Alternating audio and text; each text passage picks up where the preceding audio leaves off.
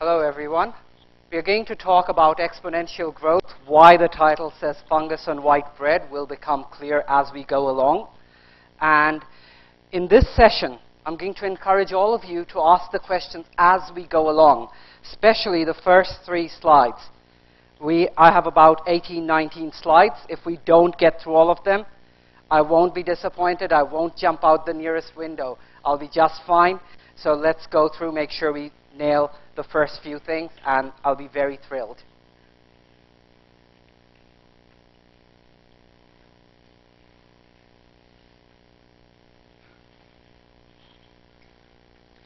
First off, let's try to build an intuition around what is exponential.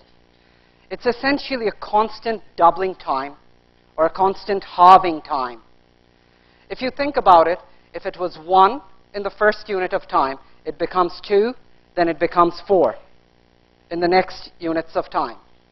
Let's look carefully. In the first unit, between the 0th and the first unit of time, it grew by 1 unit. Between the first and the second unit of time, it grew twice as much. So the intuition to build up out here is that your increase, the rate of increase, derivative, the rate of increase is proportionate to the base. Everyone clear so far? If you're not clear, nod your head from side to side. Your neighbor won't notice, I will. Good. Tops. If you need to come back, do remind me. Actually,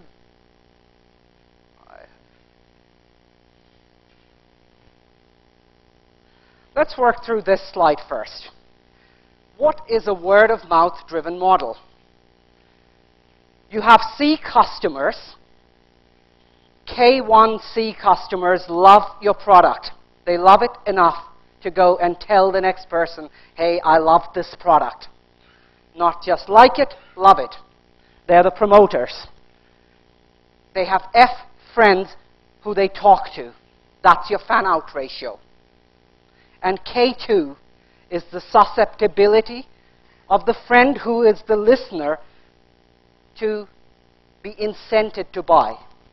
So far clear. So K1 is your promoter, F is the fan-out, K2 is the susceptibility. Now K1 prime is your detractor. They hate your product, not just dislike it, hate it enough to go and tell someone, never do business with them. They hurt me in XYZ ways. C customers, once again, so K1 and K2 are proportions. C is the base number of customers. F is the fan-out. And K2 prime is the susceptibility to negative influence. So far clear? Any questions? Just raise your hand and Anu will help you. And okay, there's a question there. F is the friends that you talk to. That's your fan-out. So we will get a bit into the nuances of it as we go along. Anything else? Go ahead. How come F is same in both cases? The assumption in most cases is that F is how social you are. So unless there's a specific product which is liked by more social people and disliked by the lonely people, the F will be similar. But very good question. F may not be same. Imagine that you have a party product where the people who like it are the happy, outgoing, partying people, and the lonely hearts will not like it as much. Then the F is very different on the 2 sides. But most products, F is the same. Anything else? Yeah. Isn't there a noise component? Isn't there a noise component? There's always a noise component, but the noise components are typically Gaussian, and therefore we hope they will cancel out. This does not account for seasonality. This does not account for peak. This is a characterization of the mean. And mathematical modeling, you take the first order effects. But very good point. There is a noise component. What about the passives? What about? The passives who are neutral to the thing and they don't like or dislike it. The passive. Yeah. The passive will buy or not buy, but they will not be the influencers in the next round. Because if you like a product, you don't tell anyone. We love it that you like the product, but you are not going to be a multiplying factor. Cool? Yes. Seasonality is not accounted here. As I was mentioning, seasonality is a function of the season. This is a function of the base. So this is word-of-mouth modeling. How would it go? If in the winter season people stay at home, maybe the effective F during winter is less than the effective F during summer. Because summer you're more social. It's not how many friends you believe you have. It is how many friends you talk to. And in winter, if you're snuggled up and not talking to friends, this does not hold.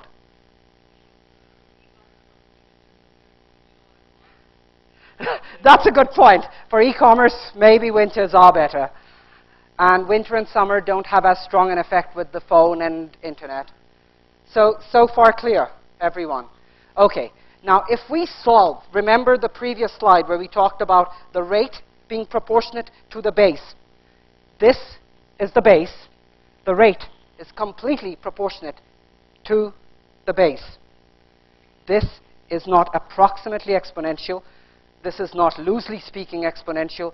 This has got to be exponential. And we'll go into where exponential stops if time permits.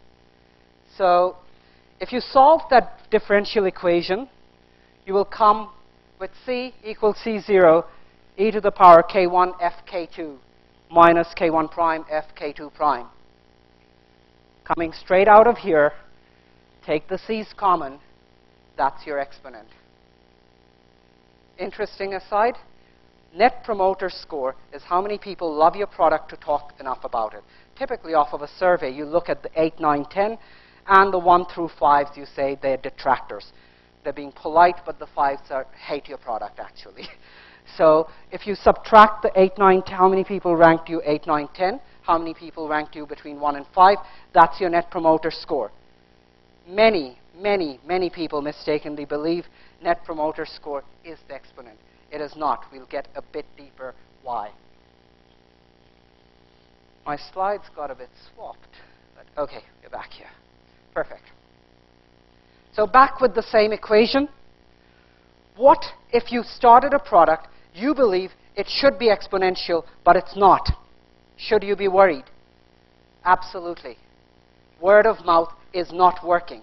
If word of mouth works, especially in the inception phase, you have to see exponential. If time permits, we'll go into where it stops. NPS being 0, that factor, the exponent factor being 0. Second thing, F being 0. F being 0 does not necessarily mean you're a lonely person. Let's give an example. You love your underwear. Do you go and tell your neighbor, I love my underwear, I think you should buy it? You don't. So effective F for the underwear is 0. Effective F for fashionable clothing should be high. If you're alone, if it's tissue paper for crying and it doesn't bruise the under part of the eyes, you love the product, but you're not going to quite go out and tell people, you know, when you cry next time, I highly recommend this box of tissues. So effective F. What you're ashamed to share will not. So those kind of things. Society does play a very key part. F in the United Kingdom is far less than the effective F in India. People talk more, give a lot more advice, solicited or unsolicited. While in the UK, it's much more stiff upper lip. So you don't expect the virality to go quite that strong. F in college is far more than F among professionals. Why? We become more reserved as we grow up. F among women is more than F among men. The advice, the verbalizing is far more. So if you've launched a women's beauty product and you're not seeing exponential, you should be extremely worried. Where did I put? Did I put a capital F somewhere? Oh! Maybe just women are more important to me.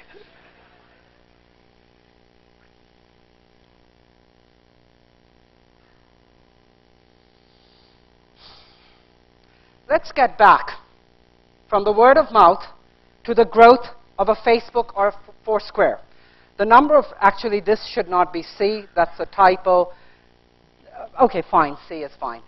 Say customers of Facebook. Think carefully about Facebook. I have 2 friends. I tell them, I'm using Facebook. I think you both should subscribe. Or 4 friends, 2 of them do. So effectively, K1 is the number of Facebookers who go and tell others. F is the number of friends they talk to. K2 is the susceptibility. People are more susceptible to do what they can do for free. So Facebook is free. Buying a product costs money. Buying a product like a chewing gum is inexpensive. You can afford it. Buying a product like a car takes far more validation. So once you understand that spectrum, you start to see that a lot of things are very different. Let's give an example. K2 and K2 prime. For K2, imagine that it's a roller coaster. 1 million people tell you, I love that roller coaster. 1 person tells you, I broke my leg on that roller coaster. 1 million is to 1. You still won't go. The consequence. So once you realize K2 prime is far bigger than K2, you start to look at the whole world very differently. You do not want the detractors. And for a more expensive item, you definitely do not want the detractors. They'll have a disproportionate influence. For a chewing gum, you can afford a detractor. For a car, you cannot. So Facebook, this model is absolutely classic exponential. This goes all the way until it starts to saturate. We'll go into the saturation model if time permits. So K Facebook is greater than K Foursquare because of the usefulness, but both are exponential. Let me go into Twitter. I led up the user growth team at Twitter at one point. So Twitter is very different. It's not about following your friend there so much. It's about following your interests. It's about following a celebrity. So when you join, unless you're a celebrity, people are not going to join because you join. So what you have is a step function. K times celebrity. Barack Obama joins from 0, 1 million. Until the next celebrity joins, it stays at 1 million. You joining does nothing. Very little. Does that make sense? Any questions at this point? I forgot to ask in the last couple of slides. Everyone good? Cool. So, important thing about Twitter is it is usually a step function.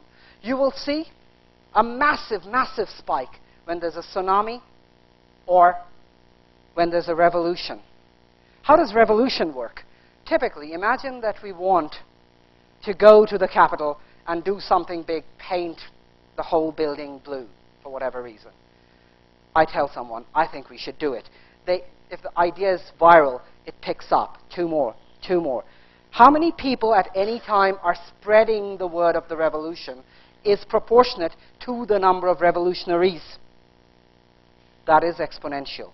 So in Twitter, when there's a revolution, you will see a sharp exponent, but once the revolution is done, revolutions are not evolutions, they decay out of the system, they will decay out too. So you will see these sharp ups decay out. Again, some growth with the step functions, again decay out. Why are celebrities hard to throw on the exponential curve? Part of the exponential growth means that you should be susceptible. Celebrities are probably very, very secure in general. So it's not that easy. We tried some experiments, including cases where if one celebrity soccer player in Bundesliga tweets, let the others know, hey, he was talking trash about your football team. The other person talks back, but that decays out. That doesn't hold up as well. So that's the Twitter model.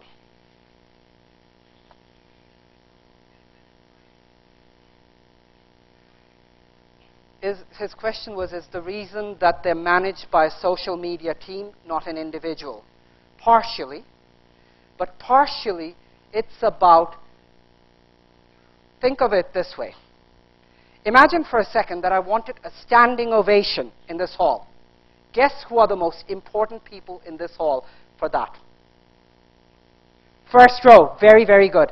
First row, because they see no one, but the whole audience sees them. That's essentially what's happening with the celebrities.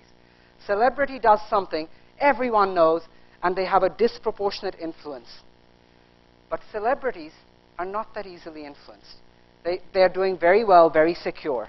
So the first row, very good answer. I usually bring chocolates for my talks and give out. I'll owe you one. I don't have one today. Okay. So the half-life of a topic depends on your interest in the topic. Religion and politics are the eternal ones where if you start a storm, it has a very long half-life. Many things don't have quite that half-life. Let's look at the fertility of this model, or the applicability of this model. The key trick, once again, I remind you, is where the base is proportionate to the rate of change. Think about the rabbits in Africa mating and growing. The D-rabbit, over time, is proportionate to the number of rabbits that are there. Same for the revolutionaries. It's exponential. I gave this talk at Flipkart. It is true at Flipkart. Same as the Flipkart customers, and the number of orders you get will be a function of the number of customers times the frequency of a need. So if you have books and you buy 5 books, you love buying books on Flipkart, you would do that on Flipkart. Completely different fertility of the model. Every morning you wake up, your mouth smells terrible. Don't be ashamed, so does everyone else's.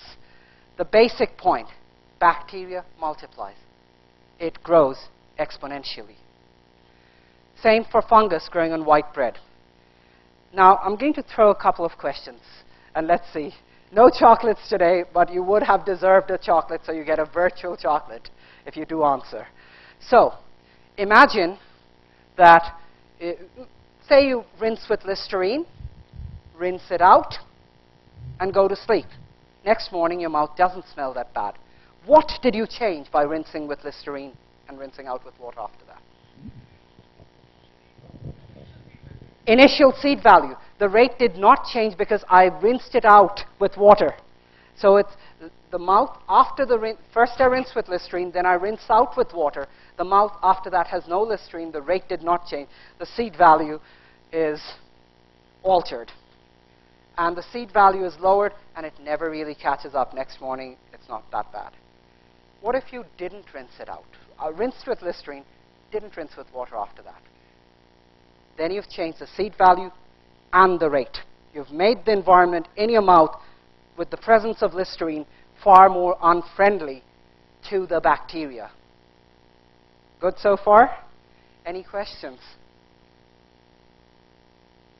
Okay, very nice. Same thing. Imagine that mosquitoes breed at ground level. I tend to wear shorts a lot. I notice that my legs are bitten far more than my arms. What's going on? The mosquitoes go to the next level with a propensity which is constant, and the next. And if you do the math, this would come out to be D mosquito D height equals minus K height. K mosquitoes at that level.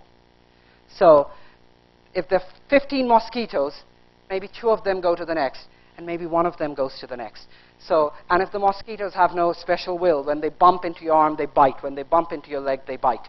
Then you'll find an exponential distribution of the bites of mosquitoes in your arms and legs. Let's imagine infatuation. How does it work?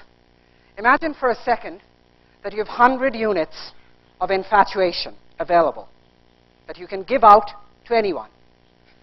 You see a stunning hottie, and you give away 70 units of infatuation to that one hottie, and parents and everything else get the other 30 units.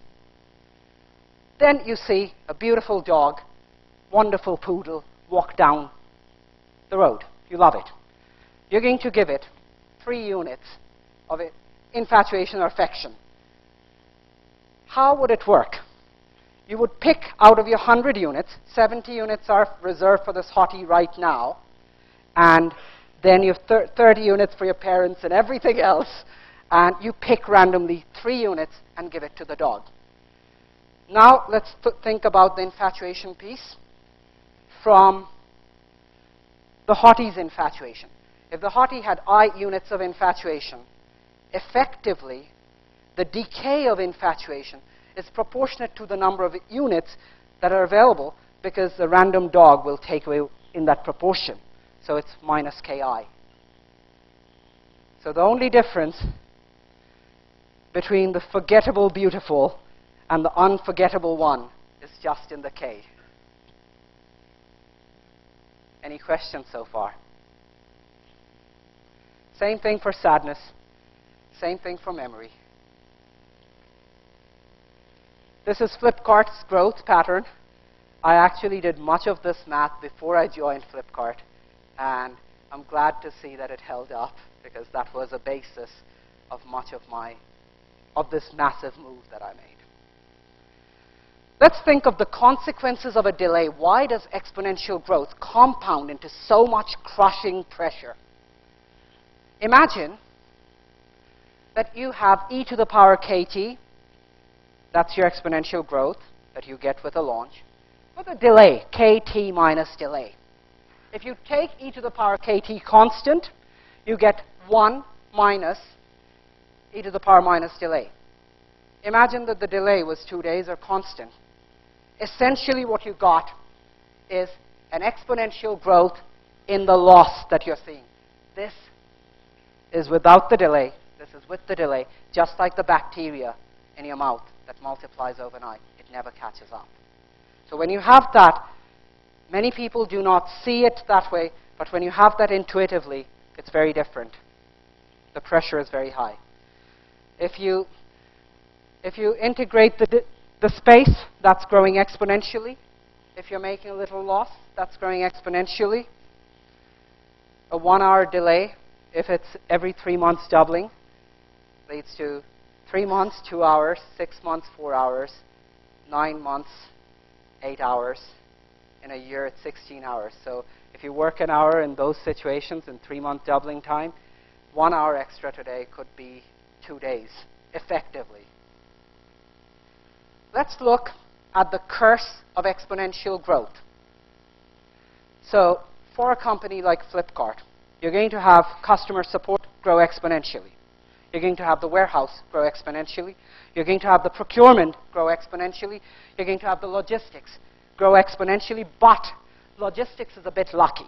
It gets the second order effect of the density.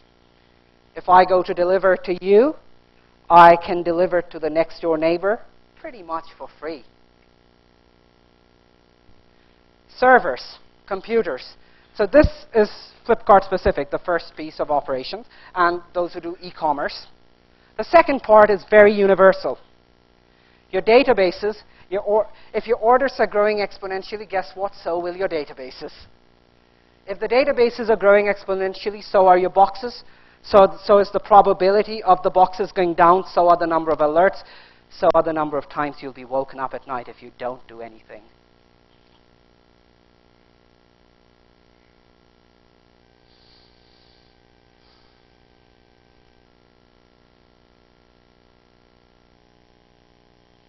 We'll talk for a few minutes about the scaling with the database. One thing which I find very, very useful to look at when I think of a database is people will often, the primary thing for an e-commerce company, it's going to be an order. The key question is, how many reads and how many writes are you going to do to the database? In every system I've seen in my 16 years, the come to Jesus point is the database. You're going to put another mid-tier, you're going to do all kinds of things, but that's your come to Jesus point, and that's where every system will bottleneck. What could you do? Oftentimes, innocently, there are 2 updates going on, and a developer puts in a 3rd one. Key point, mate, you've just reduced the scale of the entire system by 50%. Stunning. one extra call per request, because essentially the number of calls going to the database may have been 2 times the orders. Now it's 3 times the orders. Being very, very, very careful and pedantic about that will help you. The rest of the stuff, what you do, by and large, won't matter. Once, here's another interesting thing to think about, your disk. Most of your disks spin at 5K RPM. If you do the math, it comes to 12 milliseconds per spin. You cannot write faster than that. You can write one disk block, but if you buffer well, you may be able to, at the time the disk comes under your head, chunk down 4 KB. So little writes will not help. Big chunks will help. So buffering as you scale up is a very, very key piece to look at. Can you buffer things effectively?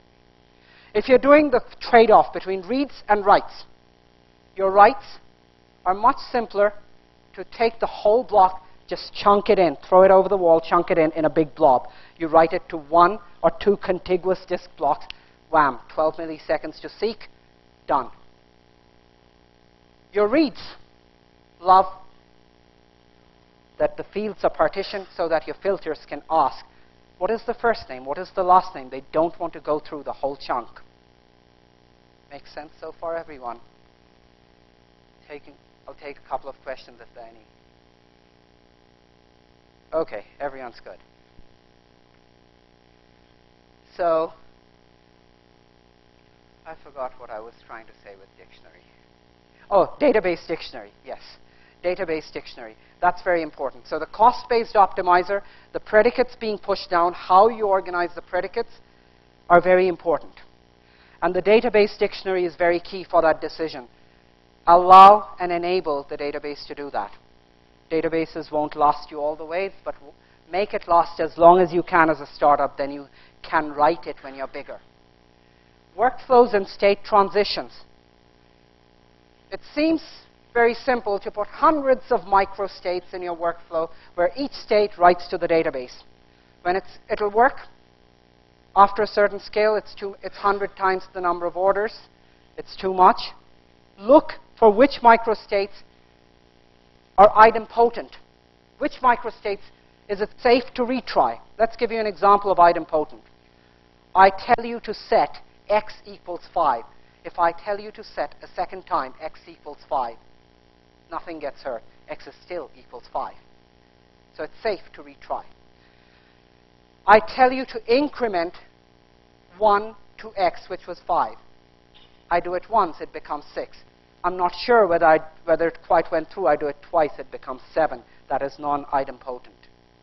So if it is idempotent, can you skip through some of the microstates, reduce the number of states in the state machine, zip through, allow fewer writes, and enable scaling, and in case of a failure, just retry the whole thing? We talked a bit about buffered writes. Async writes help you with buffering, because otherwise your main thread will be waiting to do things.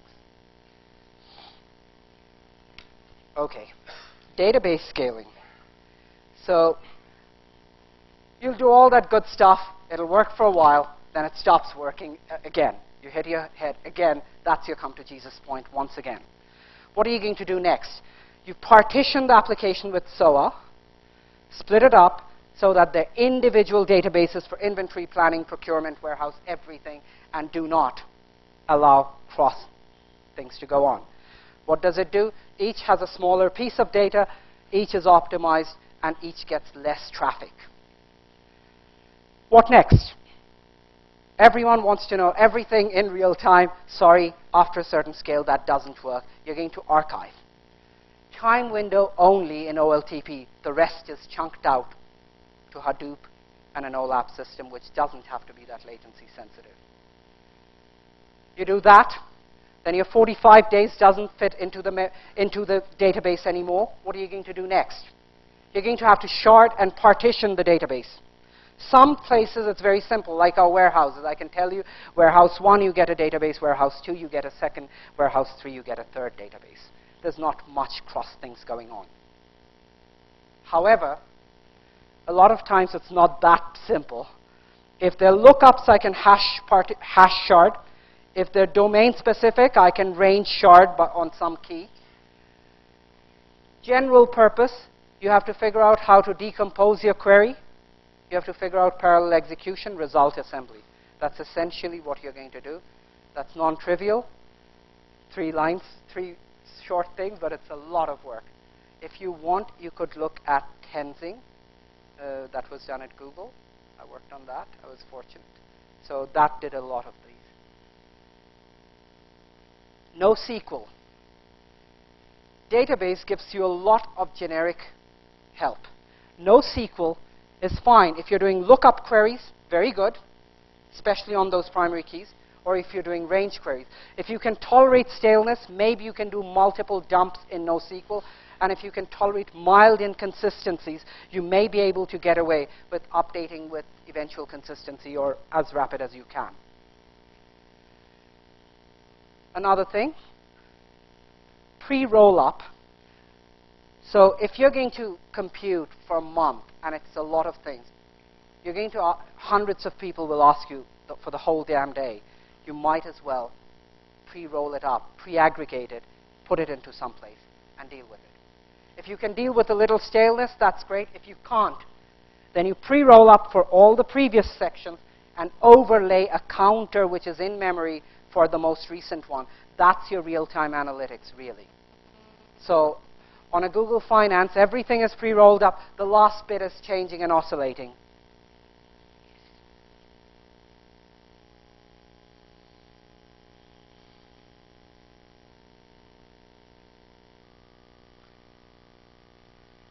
What are the next pieces that will give you a lot of pain?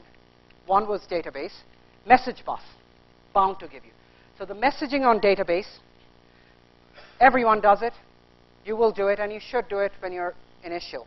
When you're initially starting up, that's the simplest thing. Put a queue on a database. You're going to insert into the queue.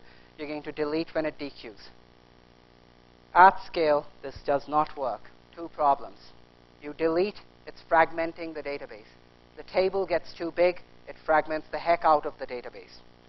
And if you look at the characteristics of a message queue, your end queue is an insert into the database. You will select to do something with it, and then when you dequeue, you delete. 33% insert, 33% selects, 33% deletes. No database in the world is optimized for that use case. Every database, every single one, is optimized for 90 to 95 or 99% reads, small percentage of writes. So this will not scale over time.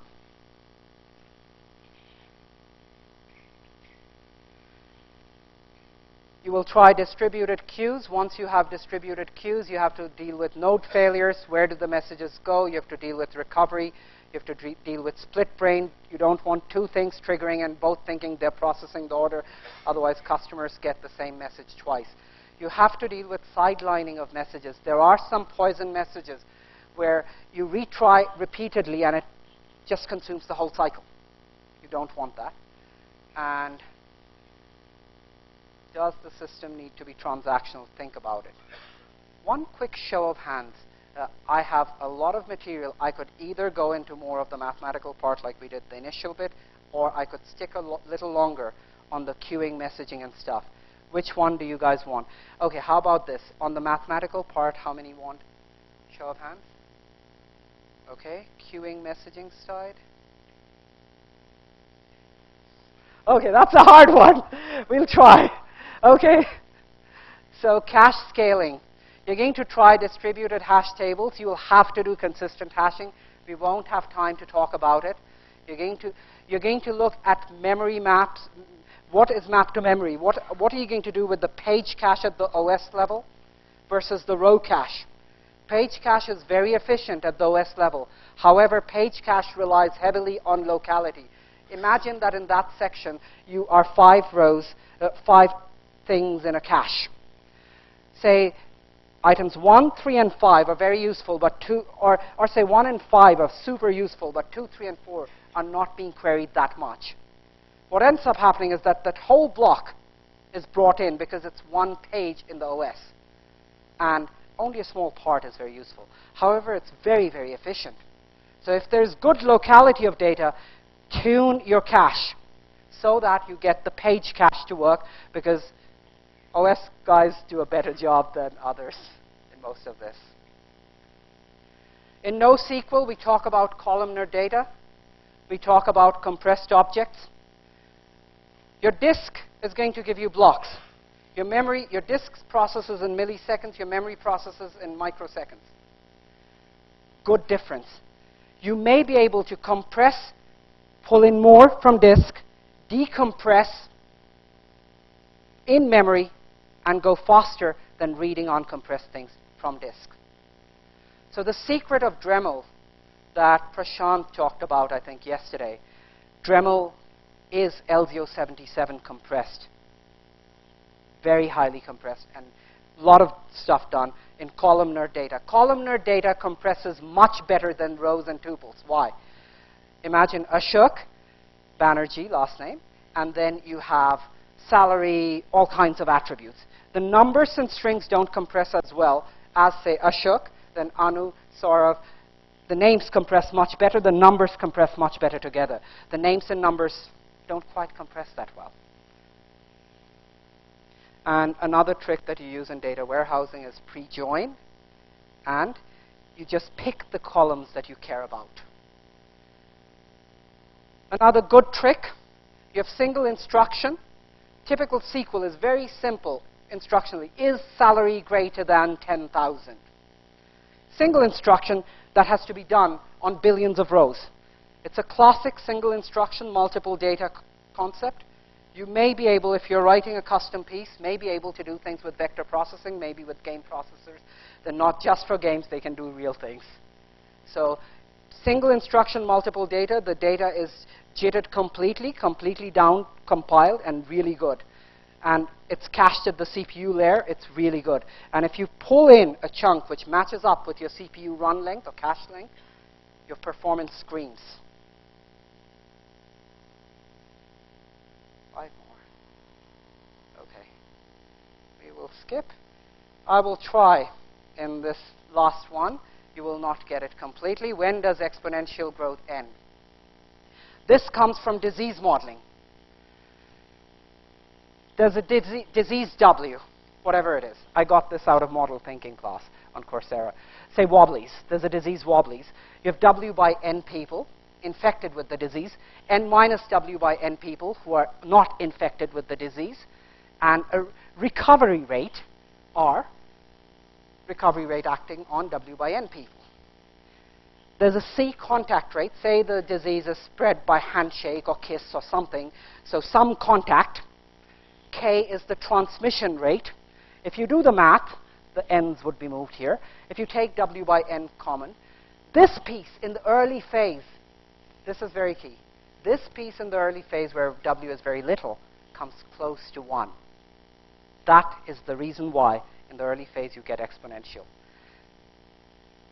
W is much smaller than N. N minus W is almost equal to N. This is close to 1. So it effectively comes to W by N, CK minus R.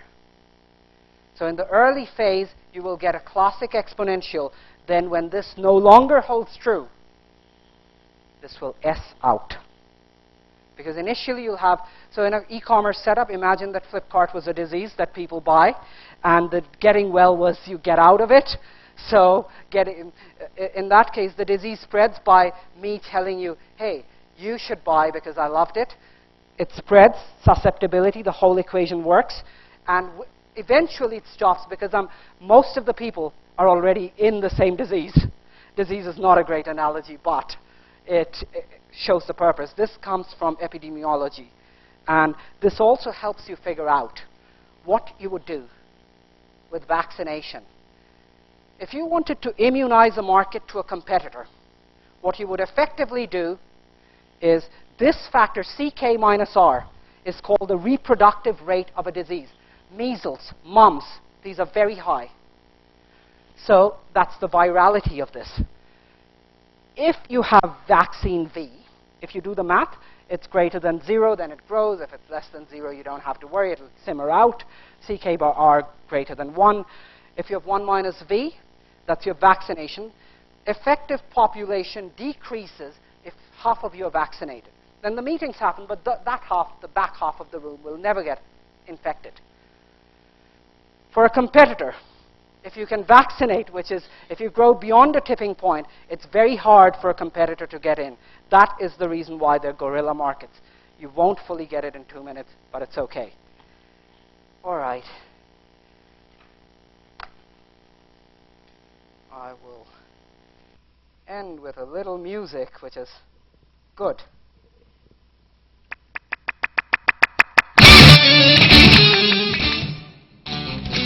This is the music from It's a Small World After All, from Walt Disney. But Walt Disney lies. It's an exponential world after all. From the rabbit to the revolutionary. From Facebook to Flipkart. From the bacteria in your mouth to the fungus growing on white bread. From the number of shards in your database to the chain reaction of an atom bomb. It's all exponential. From the decay of your infatuation to the decay of your memory to the decay of your sadness to the decay of mosquitoes with height and the decay of allergens with height. It's all decay exponentially. I'll leave you with a little bit, just 6 more words. Once you see the world for what it is, optimize, analyze, criticize, realize, visualize. Ladies and gentlemen, just open your eyes, exponential all around. Thank you. I'll take questions. Thank you, Ashok.